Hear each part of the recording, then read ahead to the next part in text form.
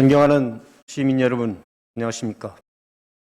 인지면과 부춘동 그리고 성남동 지역구 서산시의회 안원기 의원입니다. 어느덧 10월입니다. 코로나19로 모두가 힘든 시기지만 수학의 계절을 맞아 시민 여러분 모두의 가정에 풍성한 결실이 가득하길 소망합니다. 본 의원은 지난 7월 제264회 임시회를 통해 벌만을 피해의 심각성을 제기하며 특단의 대책 마련을 주문한 바 있습니다. 농민들이 입은 피해에 비하면 턱없이 부족하지만 벌만을 피해가 정부로부터 자연재해로 인정돼 조금이나마 복구비를 지원받게 된 것은 다행스러운 일로 저로서도 보람이 아닐 수 없습니다. 이번 벌마늘 복구비 지원이 최근 들어 빈번히 발생하는 자연재해 보상에 좋은 선례가 되길 기대하며 5분 발언을 시작하겠습니다. 본 의원은 우리 지역을 대표하는 농산물 서산 6종 마늘의 위기와 미래에 대해 함께 고민해보고자 이 자리에 섰습니다. 브랜드가 경쟁력인 사회입니다. 최근 글로벌 시장조사기관의 평가에 의하면 코로나 팬데믹에도 불구하고 세계적 유통공룡 아마존의 브랜드 가치가 약 770조 원으로 평가되었다고 합니다. 우리나라 기업 중에는 삼성이 468억 달러로 42위에 그 이름을 올렸습니다. 브랜드는 이런 거대 기업들의 얘기만은 아닙니다. 농산물에서도 브랜드 중요성이 크게 강조되고 있습니다. 1994년 우리나라 최초의 농산물 브랜드 청송사과가 등장한 뒤 다양한 브랜드가 본물처럼 쏟아져 나오고 있습니다. 지자체가 앞장서서 비용과 노력이 많이 드는 농산물 상표를 개발하고 홍보에 관심을 기울이고 있습니다. 온난한 해양성 기후와 비옥한 토양을 가진 우리 서산은 농산물의 천국이라 해도 과언이 아닐 것입니다. 쌀을 비롯해 육종 마늘, 생강, 6년근 인삼, 감자, 알타리무, 달래 등 자랑할 만한 농산물이 참 많습니다.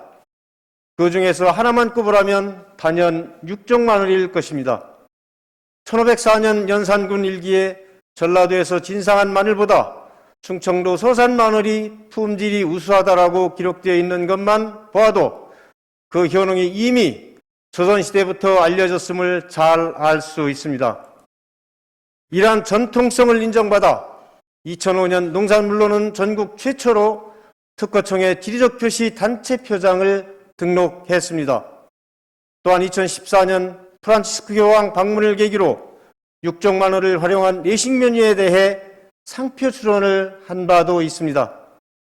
그럼에도 육종 마늘이 안팎으로 큰 위기를 맞고 있습니다. 고령화로 인한 일손 부족과 인건비 상승, 생각지도 못한 자연재해에 육종 마늘을 재배하는 농가가 급속히 줄고 있습니다. 실제로 올해 마늘 재배 면적을 봐도 전체 1220헥타르 중 난지역 마늘이 859헥타르로 70%를 차지하며 한지역 마늘을 크게 압도하고 있습니다. 밖으로부터의 위협이 더 큰 문제입니다. 마늘이 슈퍼푸드로 각광받으며 경북 의성을 비롯해 경남 남해와 창녕, 충북 단양 등 전국 여러 지자체가 마늘 주산지를 내세우며 다양한 마케팅에 열을 올리고 있습니다. 멀리 볼 것도 없이 최근에 태안군이 지역 육종 마늘 명성 되찾기에 본격적으로 나섰습니다.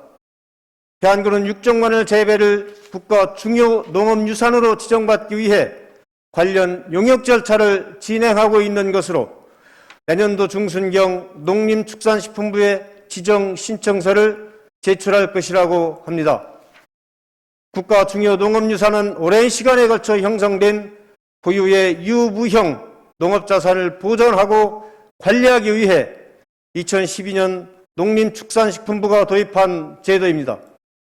청산도 구들장 노원을 1호로 금산 인삼농업, 하동 전통차 농업, 구례 산수유 농업, 상주 전통 곶감 등 11개가 지정되었으며 이 중 4개는 세계 중요 농업유산에 등재되기도 했습니다. 국가 중요 농업유산 지정 시 3년 동안 약 15억 원의 국비를 지원받아 유산 자원을 발굴, 보존할 수 있게 됩니다. 우리 서산시와 태안군은 자타가 공인하는 육정마늘의 주산지로 전국에 이름을 알려왔습니다. 특히나 2008년에는 원산지를 둘러싼 소모적 논쟁을 끝내고자 육정마늘 공동사업법인을 출범시켰고 통합 브랜드를 만들어 지금껏 사용해오고 있습니다.